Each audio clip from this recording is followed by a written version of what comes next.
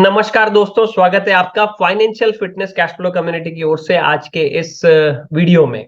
इस वीडियो को देखने का निर्णय लेने के लिए आपका बहुत बहुत धन्यवाद।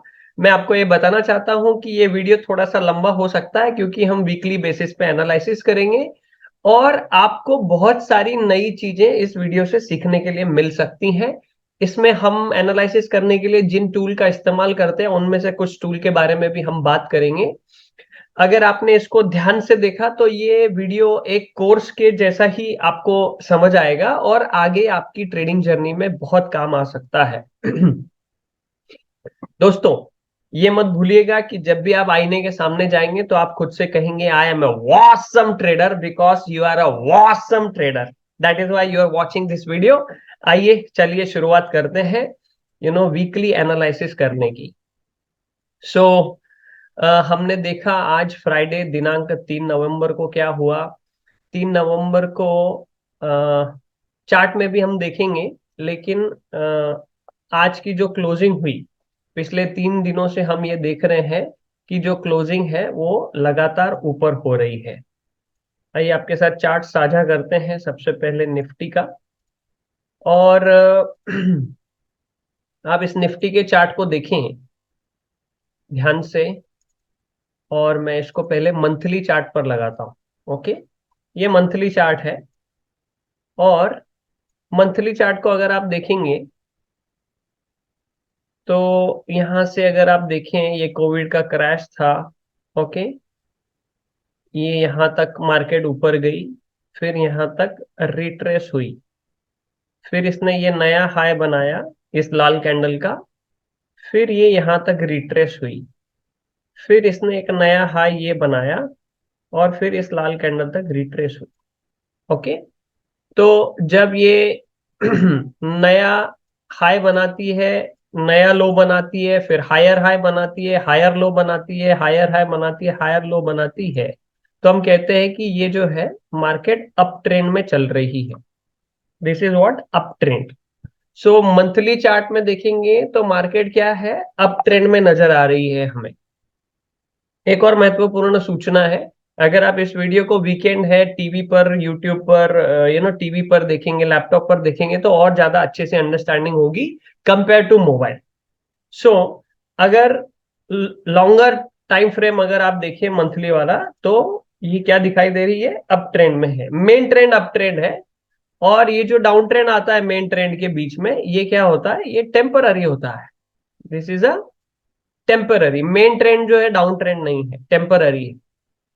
अब एक अच्छा ट्रेडर क्या कोशिश करता है कि इस जगह पे कहीं तो खरीदी करने के लिए मिले, इस जगह पे कहीं तो खरीदी करने के लिए मिले, ब्रेकआउट पर भी खरीदी की जाती है, इस लेवल पे भी खरीदी की जाती है।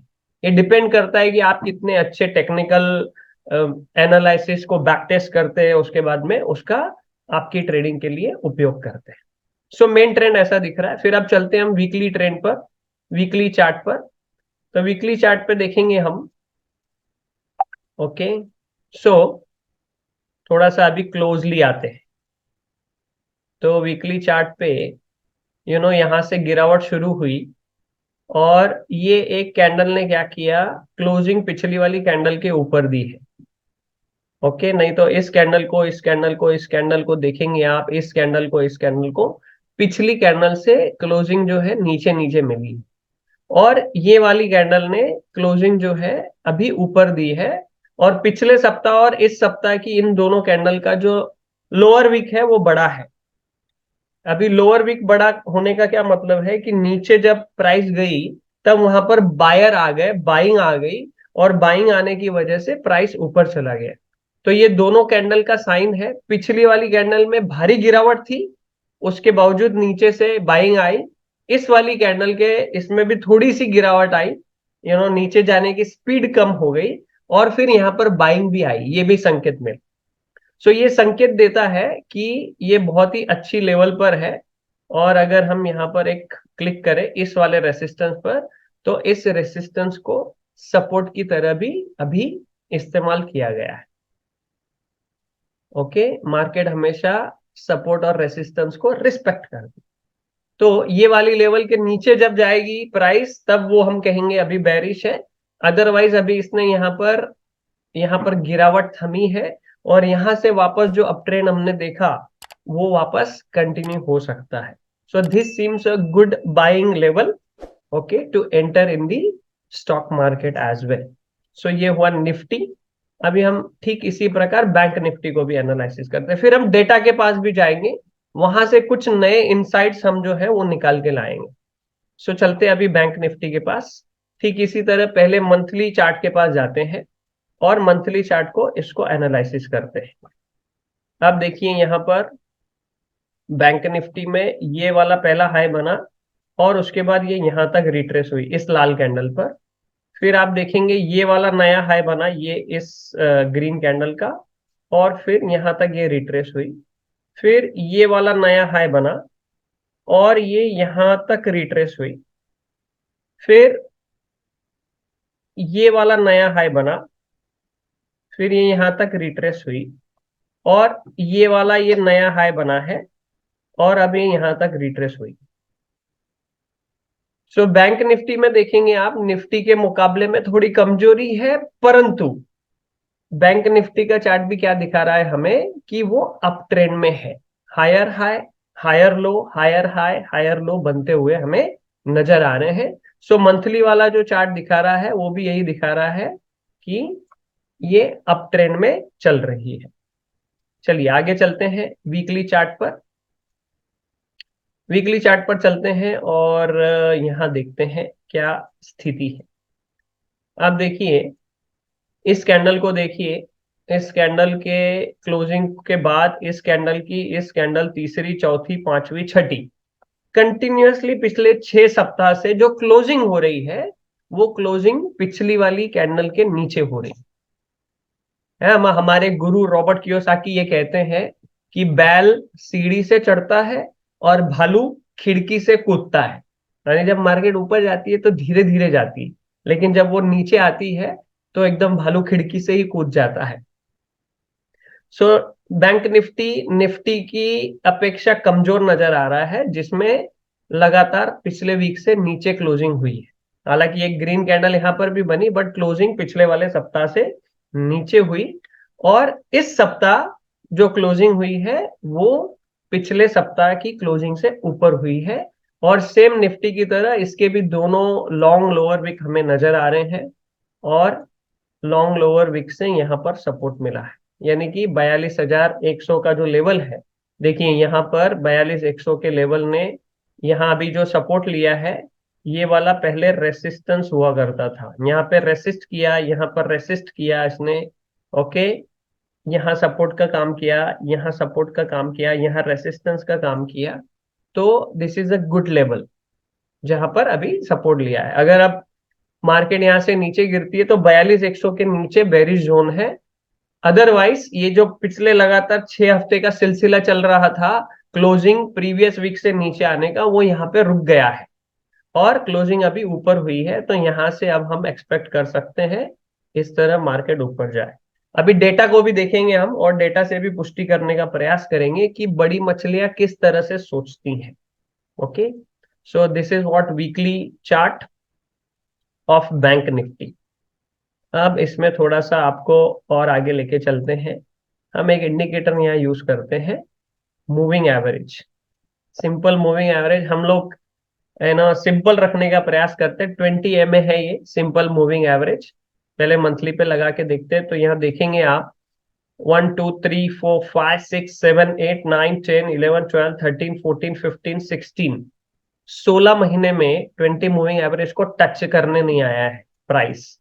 ओके, यानी कि ये हमें पिछले 16 महीने से ये अप ट्रेंड में यहाँ पर नजर आ रहा है.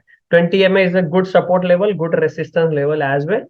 सो हायर टाइम फ्रेम में ये बुलिश है. ओके, लोअर टाइम फ्रेम में अभी देखेंगे इसने ये जो गिरावट हुई थी 20 मूविंग एवरेज को रेसिस्टेंस की तरह देखा. अब यहाँ पर थोड़ी सी क्वांटिटी के साथ एंटर होके जब 20 MA क्रॉस हो जाएगा फिर ज्यादा क्वांटिटी के साथ में अंदर जाया जा सकता है. इस तरह से बैंक निफ्टी पे देखेंगे हम, पहले मंथली चार्ट पे जाके देखते हैं. सो मंथली चार्ट में 1 1 2 3 4 5 6 7 7 महीने के बाद में अभी तक के 20 MA को छुआ नहीं है, 7 महीने से अप ट्रेंड में है। ओके, वीकली में देखेंगे तो निफ्टी बैंक निफ्टी की तुलना में मजबूत है।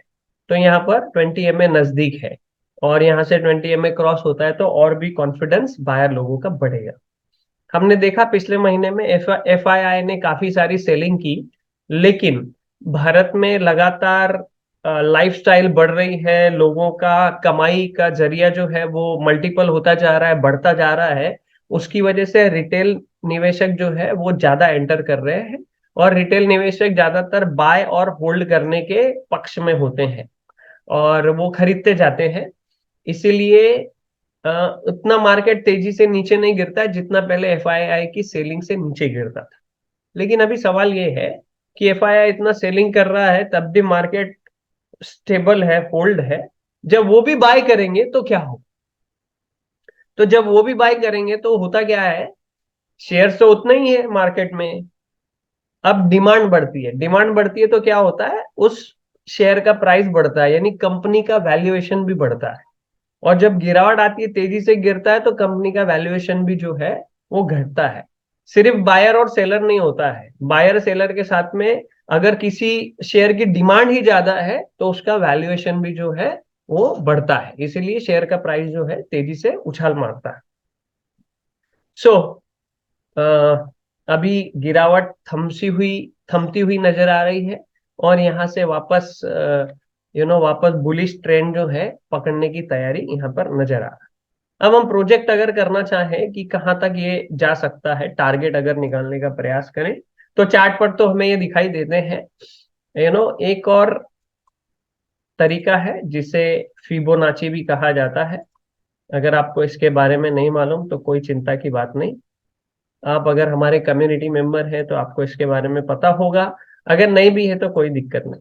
सो अभी आप देखेंगे कि इतनी गिरावट हुई है। अब ये 1 2 3, ये 3 पहले टारगेट है, और ये तीसरा टारगेट जब क्रॉस होता है तो वापस वो तेजी से बुलिश जोन में जा सकती है। कौन सी लेवल्स हैं ये?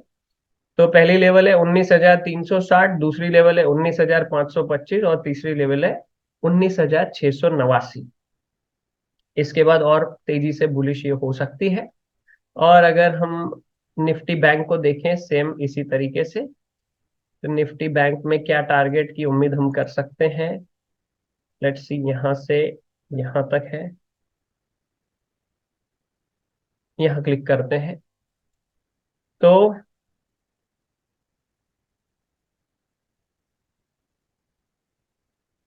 43,735 ये पहली रेसिस्टेंस लेवल है। फिर 44,240 दूसरी है, फिर 44,740 तीसरी है। तो 44,740 के बाद में और तेजी तेजी से हो सकती है। इस तरीके से ये 3 टारगेट है। अगर कोई अभी एंट्री कर रहा है तो थोड़ा थोड़ा प्रॉफिट इन लेवल पे बुक किया जा सकता है। ओके, सो इस तरीके से अभी अच्छा बाइंग जोन यहाँ पर हमें नजर आ रहा है। चलिए अभी थोड़ा डेटा के पास जाते हैं। आज हम स्टॉक्स को एनालिसिस नहीं करेंगे, सिर्फ निफ्टी बैंक निफ्टी को एनालिसिस करेंगे, और डेटा क्या कहता है उसके आधार पर जाएंगे। हालांकि एक और डिस्क्लेमर यहाँ पर ऐसा देना चाहता हूं मैं आपको कि वीकेंड है, हम जो एनालिसिस करते हैं ये टेक्निकल एनालिसिस है, डेटा क्या कहता है उसके आधार पर करते हैं। लेकिन वीकेंड में क्या होता है, कई सारी कंपनी के रिजल्ट्स आते हैं, कहीं कोई महत्वपूर्ण निर्णय ग्लोबल लेवल पर लिए जाते हैं, और वो निर्णय लेने की वजह से इस वीकेंड में ट्रेडर को इम्पैक्ट अगर होता है तो फिर मंडे को मार्केट में उसका असर दिखाई देता है। तो हम जो एनालिसिस कर रहे हैं, अगर एक बुरी न्यूज आ जाती है तो फिर तकलीफ हो जाती है। तो तकलीफ कैसे होती है, या तो मार्केट एकदम से गैप अप ओपनिंग होके ऊपर जाने लगती है, या तो मार्केट अभी तेजी में नजर आ रही है, एकदम से गैप डाउन होके फिर नीचे आने लगती है। तो जब कोई ऐसी न्यूज आती है तो न्यूज का टेक्निकल एनालिसिस का नाता जो है वो जुड़ता नहीं। सो अनलेस एंड अनटिल अगर कोई न्यूज बैड या कुछ ऐसी न्यूज नहीं आती है, तो फिर इस तरह का जो हमारा एनालिसिस है वो हमें मदद करता है ट्रेड करने। और इसीलिए हर ट्रेडर को स्टॉप लॉस लगाना चाहिए, हर ट्रेडर को अपनी पोजीशन को हेज करना चाहिए, अपनी रिस्क को मैनेज करना चाहिए। अगर आप हमारी कम्युनिटी के मेंबर हैं तो आपको पता होगा अच्छे से कि रिस्क को हम हर ट्रेड में किस तरीके से मैनेज करते हैं ताकि हम गेम में बने रहें। अगर आप क्रिकेट खेल रहे हैं और अगर आपका विकेट चला गया तो फिर बात खत्म हो जाती है, रन नहीं बनेंगे। अगर आप कैपिटल को संभालते हैं जो आपका विकेट है, तब आप रन बना सकते हैं। इसीलिए विकेट बचा के खेलना समझदारी वाला खेल होता है। सो चलिए डेटा के पास चलते हैं कि डेटा हमें क्या संकेत दे रहा है। चलते हैं ऑप्स्ट्रा के पास। उम्मीद है दोस्तों आप नया सीख रहे होंगे। चलिए डेटा के पास चलते हैं और डेटा क्या कहता है देखते हैं। ओपन इंटरेस्ट के पास जाते हैं। सबसे पहले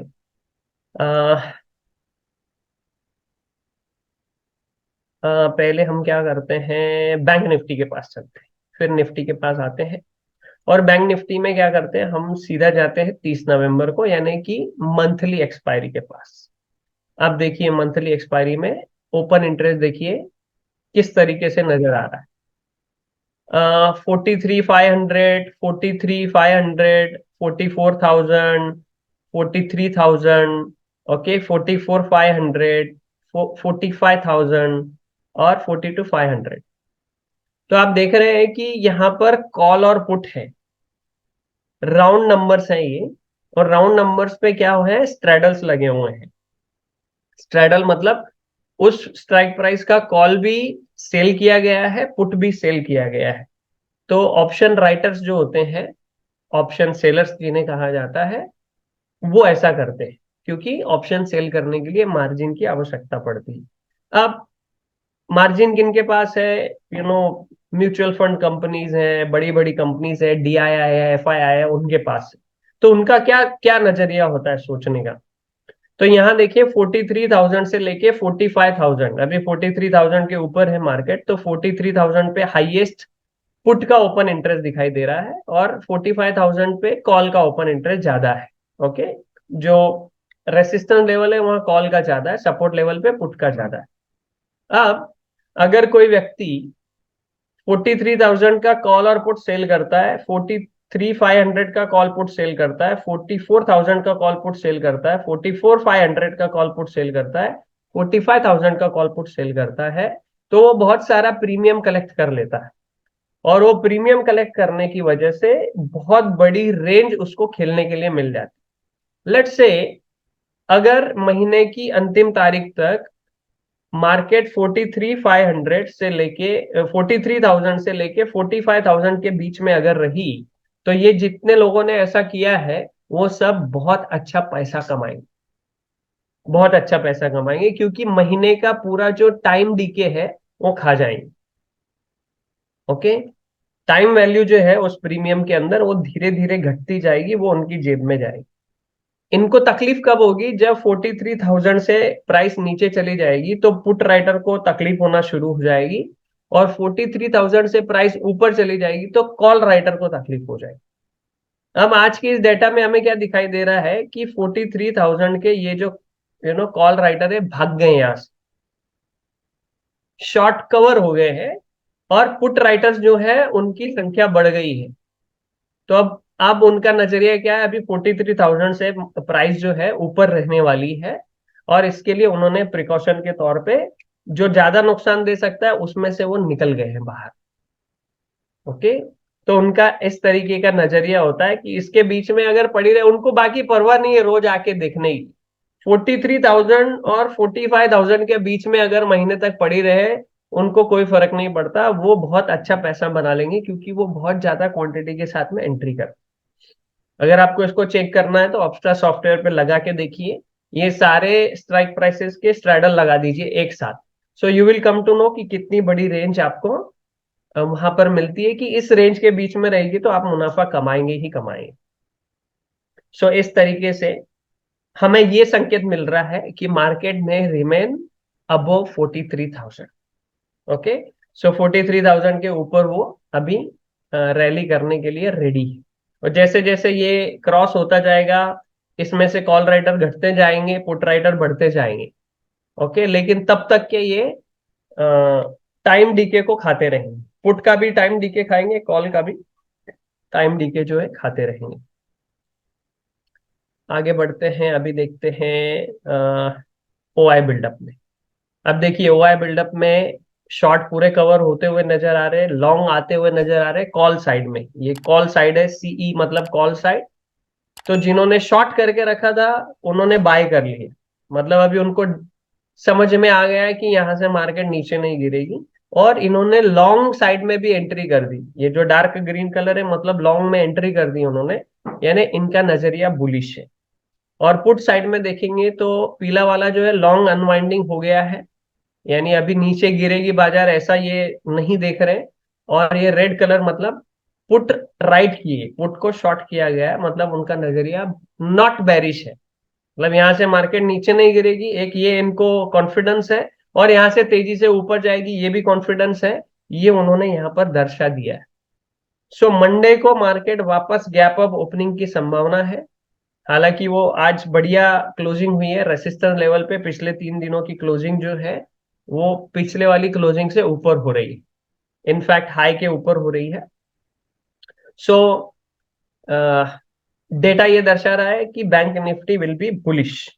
सो मंडे को डेटा के आधार पर गैप अप ओपन होने की संभावना ज्यादा नजर आ रही है, अनलेस एंड अनटिल अगर कोई बैड न्यूज नहीं आती है। निफ्टी को भी देख लेते हैं। सो निफ्टी डायरेक्ट चलते हैं पहले 30 नवंबर के पास। देखिए पूरा शॉर्ट कवर हो गया है, ओके। और लॉन्ग में ज्यादा तेजी नहीं दिखाई दी है, लेकिन शॉर्ट कवर डर के पूरे भाग गए हैं। पुट राइटर ऐड हो गए हैं, लॉन्ग से अनवाइंडिंग पुट की हो गई है। इसका मतलब इसको भी ये मंथली बेसिस पे बुलिश ही देख रहे हैं। शॉर्ट कवर हो गए मतलब वो बुलिश देख रहे हैं। और अगर हम इसको वीकली बेसिस पे जाके देखें, पहले यहाँ देखते हैं ओआई। सो आई में देखेंगे यहाँ पर ज्यादा स्ट्रैडल नहीं है, 19,000 के स्ट्रैडल है, लेकिन 19,000 पे पुट राइटिंग ज्यादा है, ओके। और 19,000, 19,100, 19,200 से कॉल राइटर भाग गए हैं, है ना, भागते हुए नजर आ रहे हैं, शॉर्ट कवर हो गए हैं। मतलब नजरिया इनका भी बेरिश तो नहीं ही है, ओके। सो बेरिश नहीं है तो गैप अप ओपन होके साइडवेज रह के बैल सीढ़ी से ऐसे चढ़ेगा अभी, ओके। ये यहाँ डेटा हमें दर्शाने का प्रयास कर रहा है। सो इसका वीकली भी देख लेते हैं।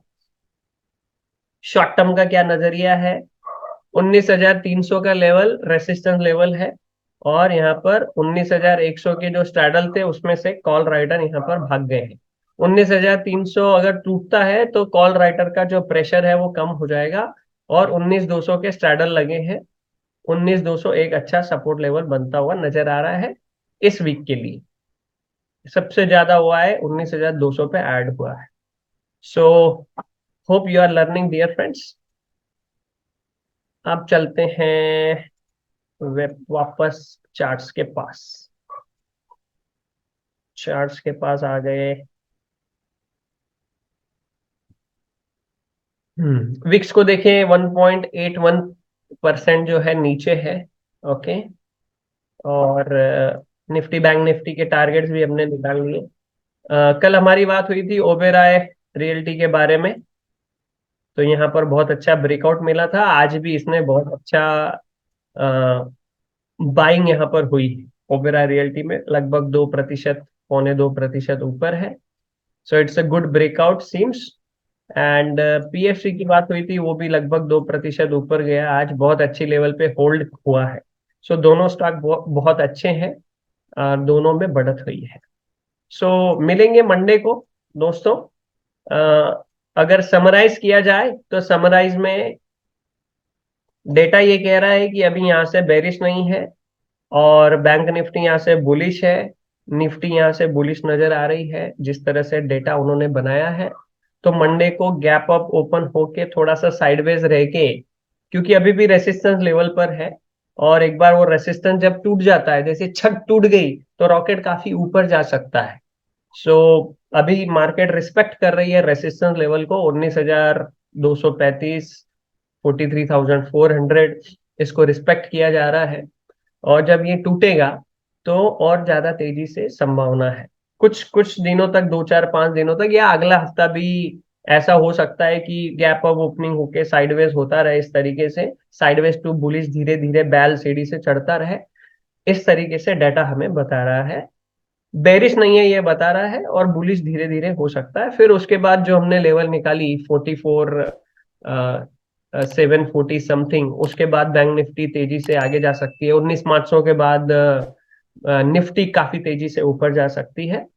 तो अगर आप शॉर्ट साइड के ट्रेड लेते हैं तो थोड़ा सा अवेयर हो जाइए। और अभी आपको बाय साइड में बहुत अच्छा ट्रेड मिलने की संभावना नजर आ रही है। और अगर आप ऑलरेडी बाय में हैं, यहीं इसी लेवल के आसपास कहीं बाय किया है, तो होल्ड करने में कोई अ, दिक्कत नहीं है।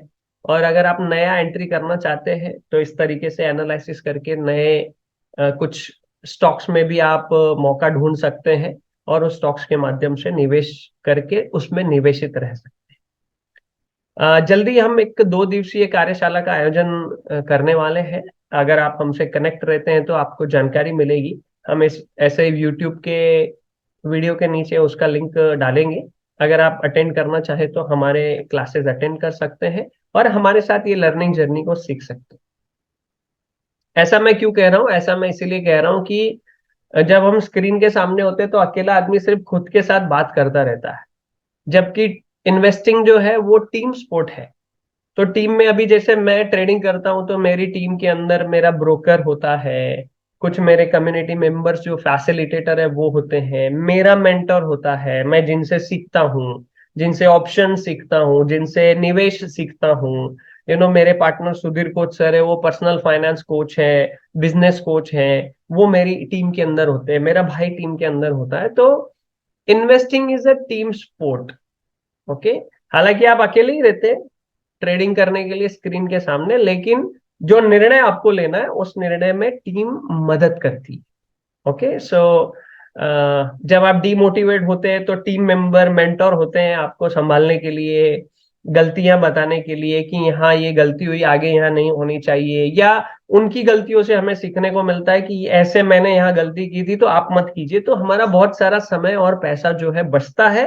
साथ में क्या बचता है? जो इमोशनल डैमेज होता है वो बचता है।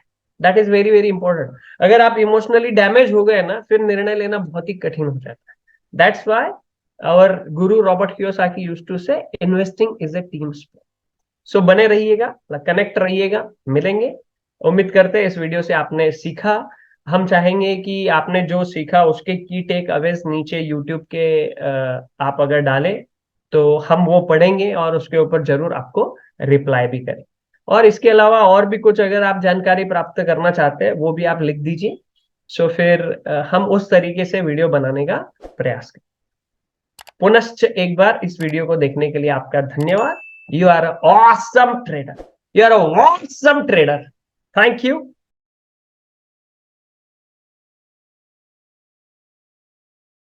स्वस्थ रहे, मस्त रहे।